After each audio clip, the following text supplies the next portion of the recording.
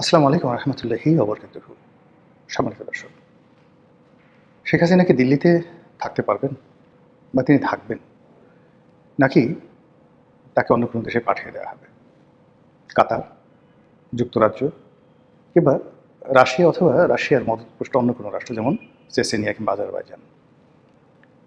এ সকল কথা কিন্তু ব্যাপকভাবে আলোচিত হচ্ছে সেই জুলাই আগস্ট বিপ্লবের পর থেকে।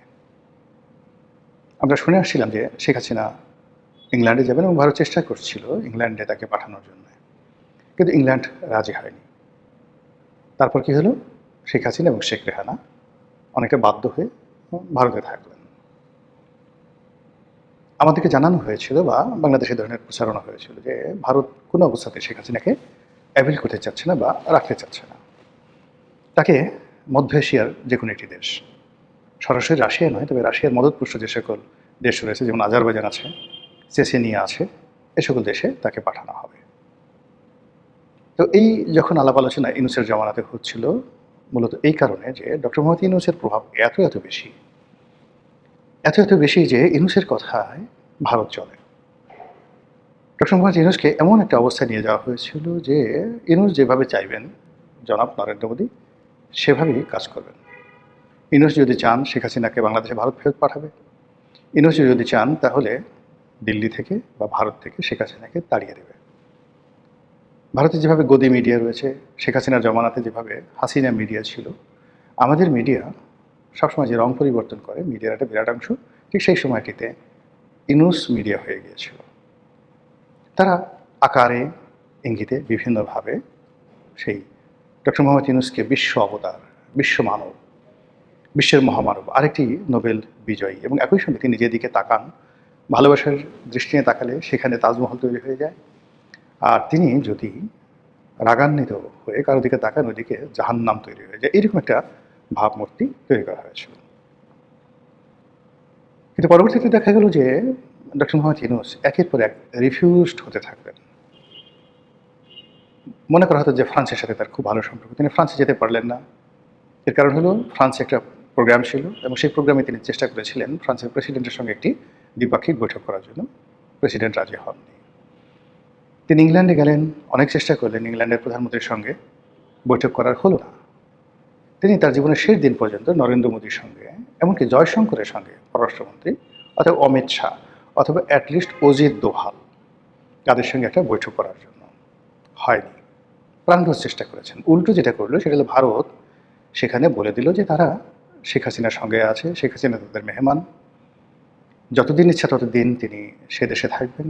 এবং ভারতের সব দলের মতের যারা রাজনীতিবিদ রয়েছেন তারা একত্রে জয়েন্ট মিটিং করলেন নজিরবিহীনভাবে পার্লামেন্ট হাউসে।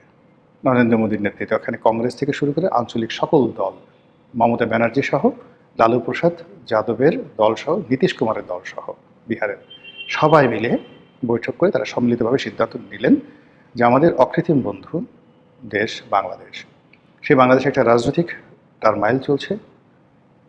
আমাদের পরীক্ষিত বন্ধু আওয়ামী লীগ এবং শেখ হাসিনা আমাদের আশ্রয় আছে, ফলে বাংলাদেশে একটি গণতান্ত্রিক পরিবেশ, ন্যায় বিচার, সুশাসন প্রতিষ্ঠিত না হওয়া পর্যন্ত আমরা এই অন্তর্বর্তীকালীন সরকারের সঙ্গে কোনো সম্পর্ক রক্ষা করব না। আর দ্বিতীয়ত, আমরা শেখ হাসিনাকে আশ্রয় দেব এবং তার সঙ্গে থাকব। এবং পররাষ্ট্র মন্ত্রণালয়ের পক্ষ থেকে যে কথাটি বলা হলো যে শেখ হাসিনার সঙ্গে যদি আমরা এই মুহূর্তে বেইমানি করি বা কোনো রকম অবন্ধুসুলভ আচরণ করি, তাহলে সারা দুনিয়াতে ভারত সম্পর্কে একটা নেতিবাচক মেসেজ চলে যাবে যে ভারত এমন একটা রাষ্ট্র, তারা শুধুমাত্র শোষণ করে অথবা তারা প্রয়োজনে কাউকে ব্যবহার করে, কিন্তু কারো বিপদের সময় তারা দাঁড়ায় না।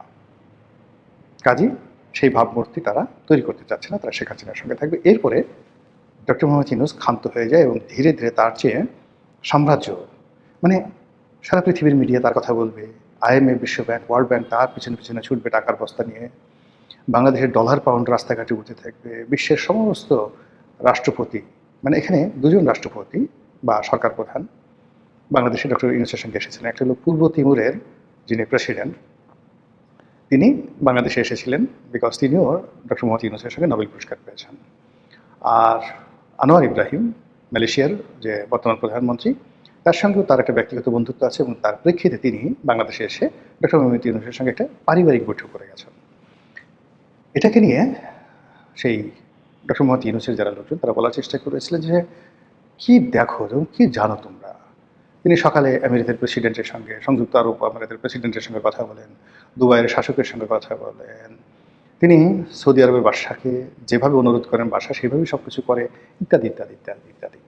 কিন্তু ধীরে ধীরে ধীরে ধীরে এই সকল যে মিথ্যাচার, সেই মিথ্যাচার যখন প্রমাণিত হলো, তার সমস্ত পর্দাগুলো সরে গেল। আমরা শুধু দেখলাম সেই পর্দা সরে যাওয়ার পর গ্রামীণ ব্যাংক, গ্রামীণ ফোন, ডক্টর ইউনূস তার সুদের ব্যবসা ছাড়া আর অন্য কোনো ক্রেডিট তার কাছে নাই।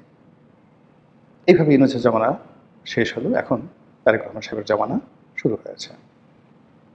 একই অবস্থা। শেখ হাসিনাকে নিয়ে যেভাবে মিডিয়া মাতামাতি করত, ডক্টর ইউনূসকে নিয়ে যেভাবে মাতামাতি করতো, একইভাবে তারেক রহমান সাহেব, তার স্ত্রী জুবাইদা রহমান, তার সন্তান জাইমা রহমান থেকে শুরু করে এমনকি তার যে বডিগার্ড, এমনকি যে তার গাড়ির সামনে যারা দৌড়াদৌড়ি করে, তাদেরকেও রীতিমতো হারকিউলিক্স বানিয়ে আমাদের মিডিয়াগুলো একের পর এক খবর ছাপিয়ে যাচ্ছে। কী করলে তারেক রহমান সাহেব খুশি হবেন? কী করলে বিএনপি সদয় হবে? এবং কী করলে বিএনপি যারা প্রতিপক্ষ তারা অপমানিত হবে, লাঞ্ছিত হবে? এই কাজগুলো আমাদের এই মিডিয়াগুলো করে যাচ্ছে। এর মধ্যে বাংলাদেশের অন্যতম একটি পত্রিকা Manabzamin. I do not like to say যে মানবজমিন এই ক্যাটাগরির।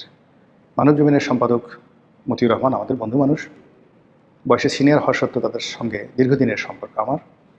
মানবজমিন পত্রিকাটির সঙ্গে আমার সম্পর্কটা খুব ভালো। আর এই পত্রিকা শেখ হাসিনা বিরোধী ভূমিকাতে অত্যন্ত গুরুত্বপূর্ণ ভূমিকা পালন করেছেন। তিনি যদিও তারেক রহমান সাহেবের বিশ্বস্ত লোক, BNP minded, does not matter, কিন্তু সাংবাদিকতার ক্ষেত্রে তার সুনাম আছে, সুখ্যাতি আছে।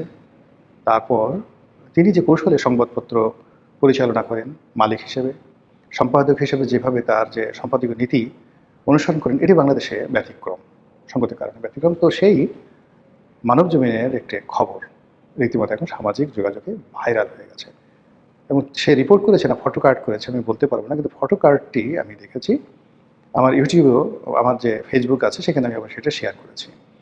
সেখানে যেটা বলার চেষ্টা করছে, আমরা যে সাংবাদিক আমরা জানি যে এই ধরনের রিপোর্ট সাধারণত যখন খবরের দুর্ভিক্ষ চলে, মানুষের কোনো অ্যাটেনশন থাকে না, তারপর দেশে মানে মানুষ পড়বে এরকম কোনো খবর থাকে না, তখন এই ধরনের না ডানে না বামে এরকম খবর আসলে পত্রপত্রিকাগুলো ছাপায়। তো সেইভাবেই আসলে শেখ হাসিনাকে এই মুহূর্তে উপস্থাপন করা হয়েছে যে তিনি দিল্লিতে আছেন এবং তিনি বলছেন যে মরে গেল দিল্লিতে থাকবো, তৃতীয় কোনো দেশে যাব না, ধরি মাছ না ছুঁই পানি, এইভাবে বলে যেটা বোঝানোর চেষ্টা করছে যে দিল্লির সরকার একটা সময় থেকে প্রস্তাব দিয়েছিল কাতারে তার বসতি তৈরি করে দেওয়ার জন্য। ডক্টর মোহাম্মদ ইউনূসের দাবি ছিল যে তিনি ভারত ছেড়ে চলে যান, ইত্যাদি ইত্যাদি, হাঙ্কি পাঙ্কি ABCD মিলিয়ে একটা রিপোর্ট তৈরি করা হয়েছে। কিন্তু সেই রিপোর্টের যে মেসেজ, সেই মেসেজ জনগণের মধ্যে বেশ যাকে বলা ইতিবাচক, নেতিবাচক, পক্ষে বিপক্ষে সাড়া ফেলেছে এবং সবাই এখন সেই মানবজমিনের রেফারেন্স দেওয়ার চেষ্টা করছে যে হঠাৎ এই কাজ কেন হলো। আমি তো আগেই বললাম যে যেহেতু আমার সাংবাদিকতার ব্যাকগ্রাউন্ড আছে,